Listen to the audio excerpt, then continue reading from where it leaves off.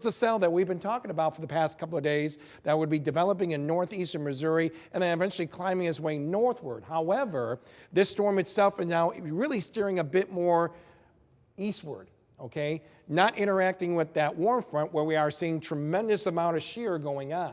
So that is some fairly good news that we're seeing here as that continues to make its way off to the north and east. So it looks like areas that were hit pretty hard this morning may be avoiding any of this activity that's taking place to our south. Let's focus on this if we can.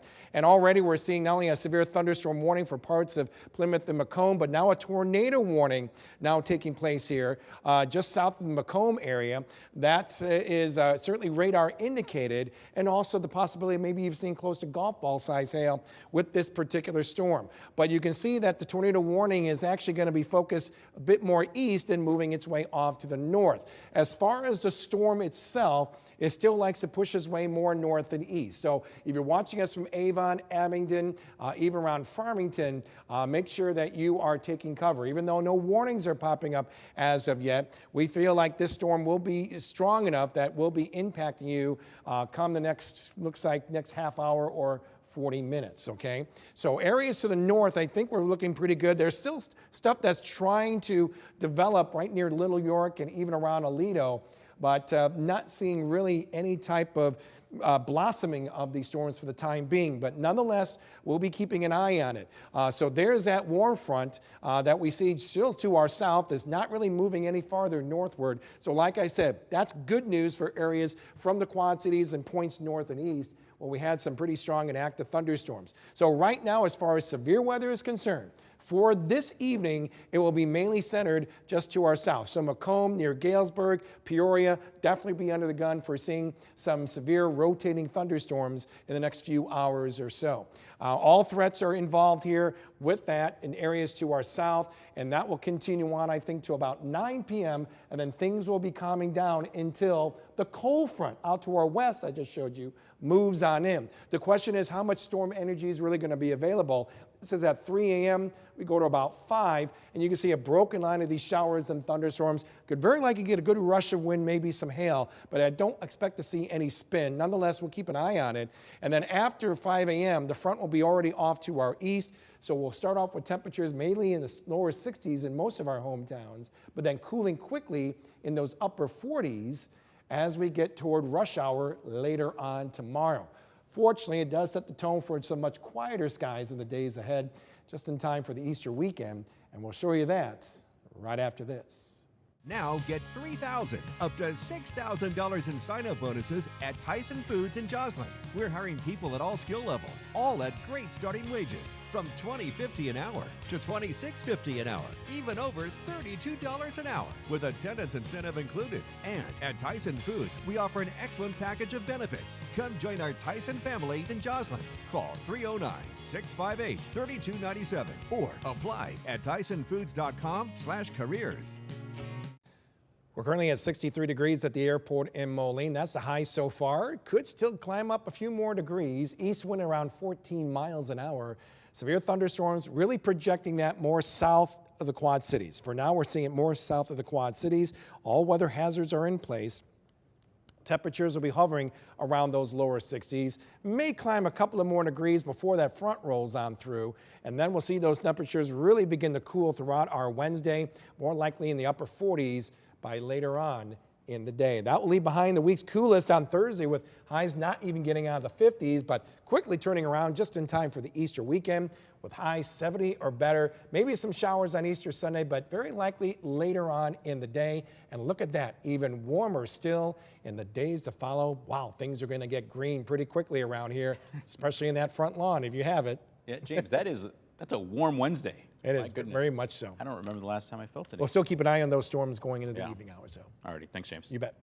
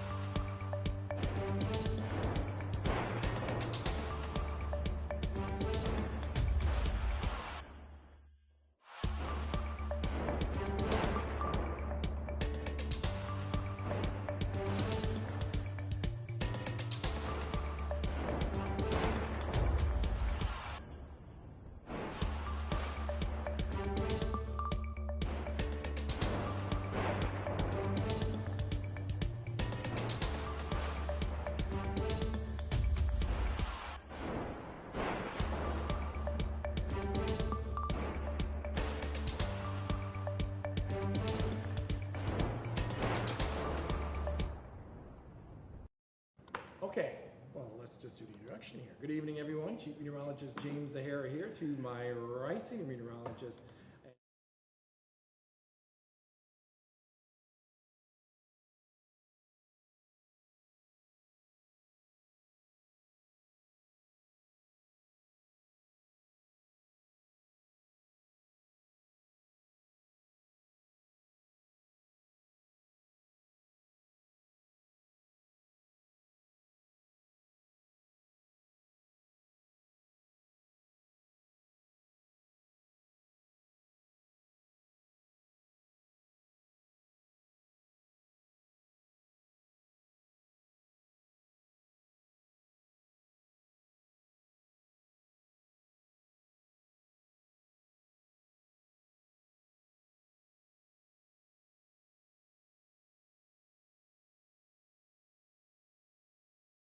this boundary was going to actually make its way farther north, interacting with this cell to bounce into this warm front and create an enormous storm, given the serious shear that has been taking place along this boundary.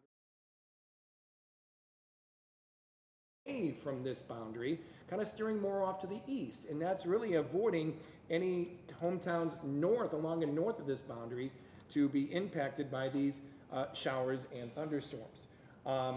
Andrew, I'm going to let you take it away because I got to get a new mic on me. Oh, yes, Okay, sure. so All you right. go right ahead. Go ahead and mic up there. So Okay. this is kind of one of the scenarios that we did talk about yesterday, is if we did get some of those more rambunctious storms, some of those more robust storms in the late morning into the early afternoon, like what we saw today, that could potentially deplete some of that storm energy. That was not really the case. What happened is you had a lot more stable air that got involved kind of with those storms behind there. You notice we were stuck in the clouds for a good chunk of the afternoon, unless you were well south of Interstate 80, down towards Galesburg, Macomb, and Burlington, where you snuck into the 80s today. So they had the juice there. We don't have the necessary ingredients here, at least right now. But one thing we're going to be watching, and the National Weather Service was just hinting at this too, is we may get a low-level jet to kind of develop here after sunset. Right. That could spark a little bit more in terms of thunderstorm coverage, but we are kind of moving past that time of the day when your tornado parameters, if you will, are kind of maximized, because we're losing, that daytime heating opportunity. So really the only threat that we see with some of these storms, you can see starting to pop up just south and east of the Quad Cities. The only real threat that we see right now could be more hailers than anything else. So that is some fairly good news, and that's certainly good news for the people who are impacted by those morning storms right along the I-80, I-88 corridor. Of course, they don't want to see any more storms. They would like to see their power back on than anything else. But nonetheless, we're going to keep an eye on that warm front.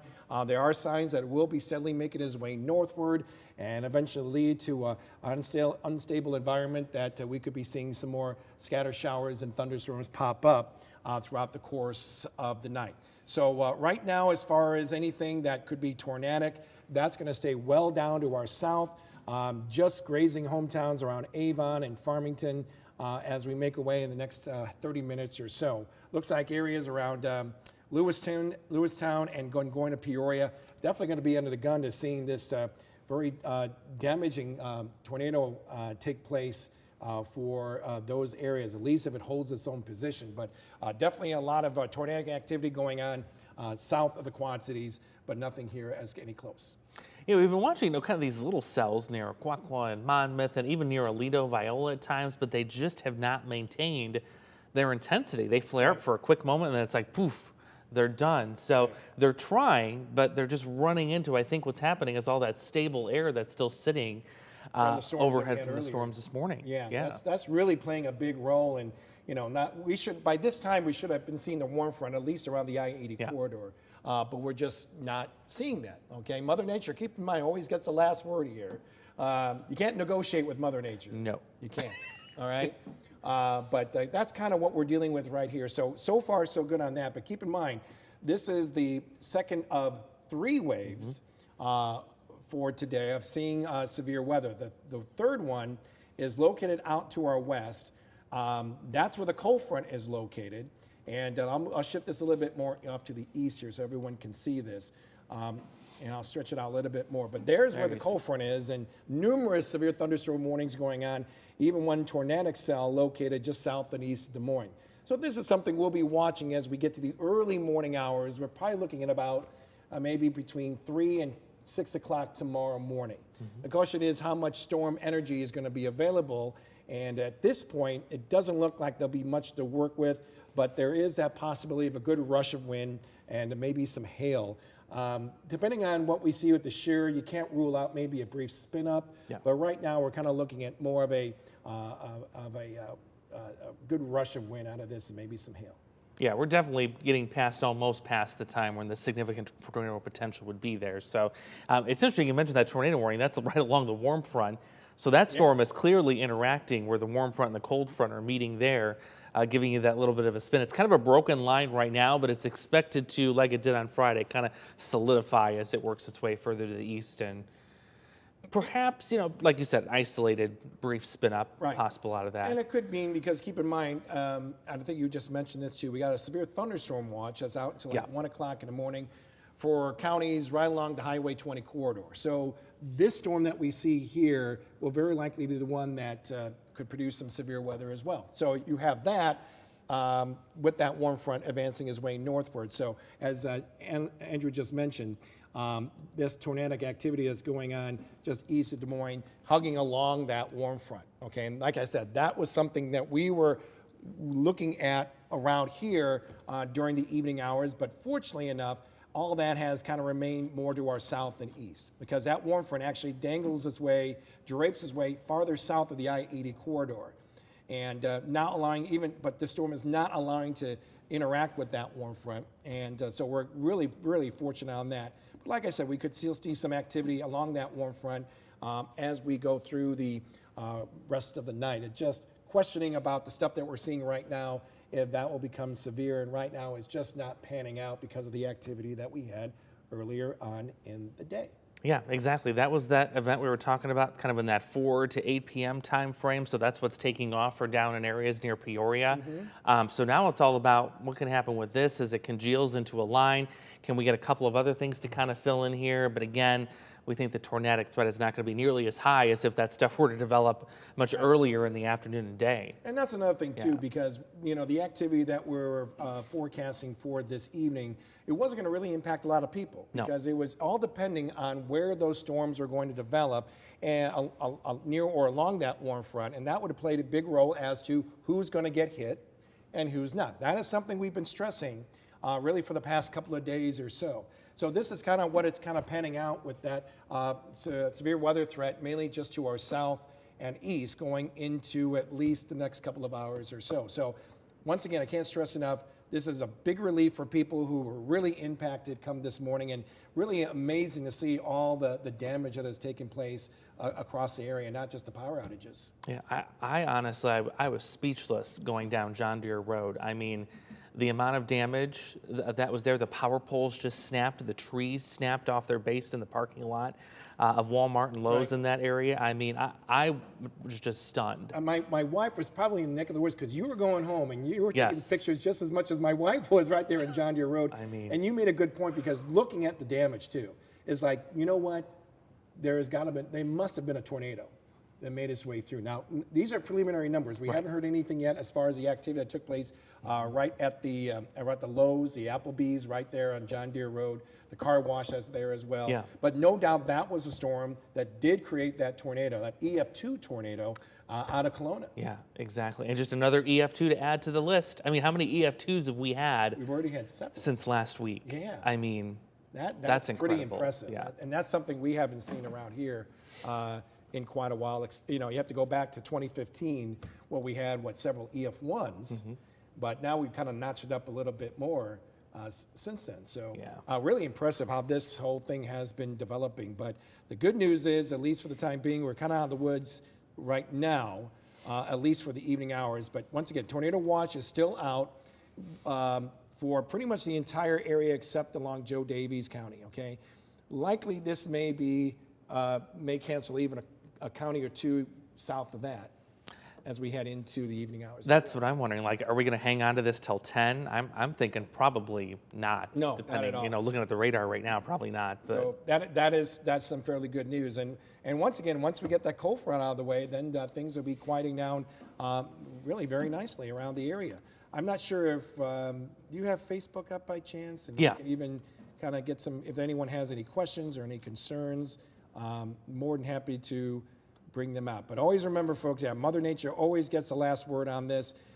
Things were actually looking kind of ominous, I would say about 4 o'clock or so, when we started seeing that cluster of storms just erupt in northeastern Missouri. But then as it showed signs of steering a bit more to the east and not trying to catch up to the warm front, then we were kind of getting the all clear, or at least for the northern 2/3 of our area, going into the 5 and even around the 6 o'clock show. So that is some fairly good news. Yeah, Peoria is going to get hit by this tornadic thunderstorm. I mean, that's making a straight beeline right to Peoria. So heads up if you've got friends, family there. I know I've got one friend that lives there. I've been kind of texting on and off all day, like, hey, just pay attention. Right. It's going to get a little nasty a little later. Most folks I'm seeing in the chat, they're relieved, you know, that we're not going to see the real bad stuff anymore. Yeah. They're saying if you think that the damage is bad in Moline, you should look at Rock Island. We've seen several reports from Rock Island that they had some significant damage as well. I think some are even saying that, you know, if you are watching us from Rock Island, you may remember the derecho of 2008 and all those, the power outages, the power lines were down, major tree limbs, oak trees were smothered all over the place. That kind of reminded me of that episode that we saw in some of our hometowns this morning. Yeah, I mean, and the quickness of it. I mean, when I was first going on air, I was going on air for hail. I wasn't really going on air for, you know, thinking we're going to have 80, 90 mile an hour winds, and all of a sudden that storm just ramped up, and we quickly went to both hail and 90 mile an hour winds. Right. It's like, oh my goodness. In fact, I do have, and this is if you just watching us here, and let's see if I can find it from earlier today. Hopefully I have the last 12 hours. I do.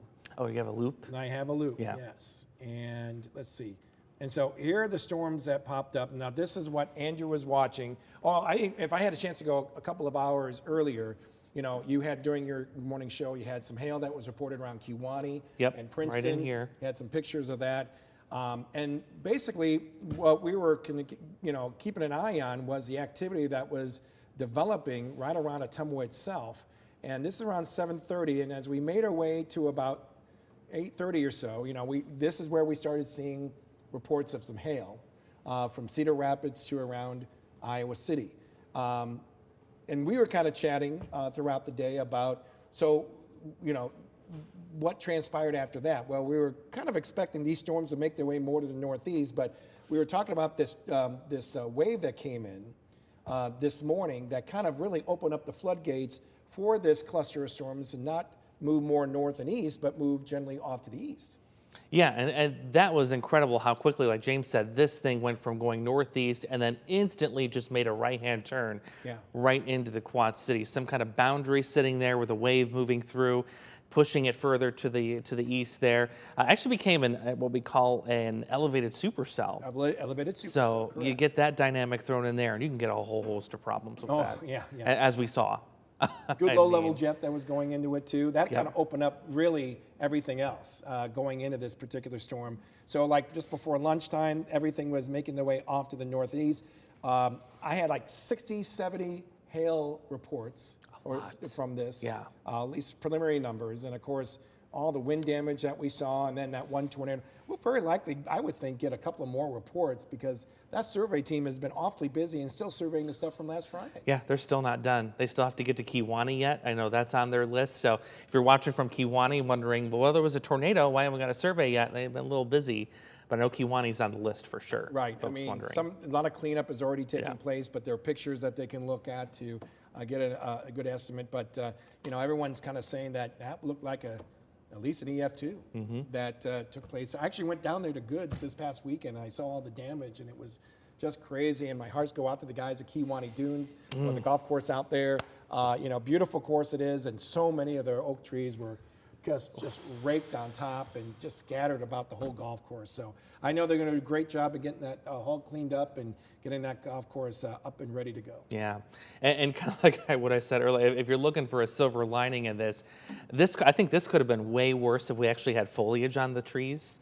Oh, no because question, you got a yes. lot more area to grab onto and pull those things down. So I think we were kind of spared a little bit in that department because of that Yeah, factor. exactly, especially with all the large hail that Yeah. took place as well. Oh, So that just butchers trees when you've got that Yeah. with those leaves and that hail. Oof. plenty of damage that we had over at the Belgrade just down here, little bar and restaurant, and then we were trying to veer around that, and going through the neighborhood, you saw major tree limbs that were down, power lines that were down, and that was kind of scattered across areas, mainly right around the Quad Cities and points west, but even more so right along that I-80 corridor farther east across the area. So anyone who's coming, who just jumped on in, once again, we're keeping an eye on these two waves, one south of the Quad Cities and the third one, a final wave, off to our west.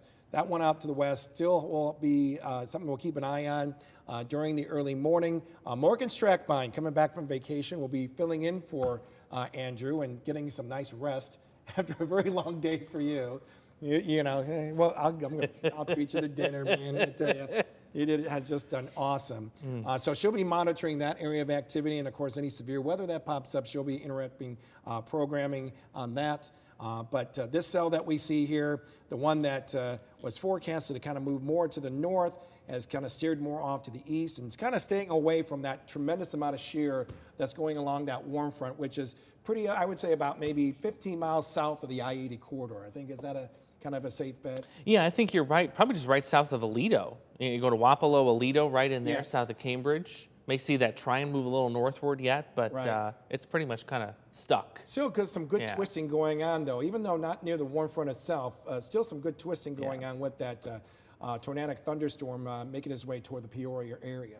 But we really dodged a big one here, and that's some fairly good news. So what we're going to do here, folks, is we'll continue to monitor this. I'll be here at 10. Andrew's going to go home and get some nice rest, hang out with Cooper the dog. But we'll continue to monitor this. Once again, some of these storms could still fire up, though scattered, as we make your way farther north of that wave that we see there toward the Quad Cities and points northward. But any threat that we see, at least what we see right now, I think the biggest threat may be just a good hailer out of this than anything, okay? And then the next front comes in by early in the morning. That could have a good rush of wind, maybe some hail as well. So thank you very much for everyone joining us here at on our Facebook page. And of course, another update will be coming up on News 8 at 10. Take care, everyone. Have a good night. We'll see you later.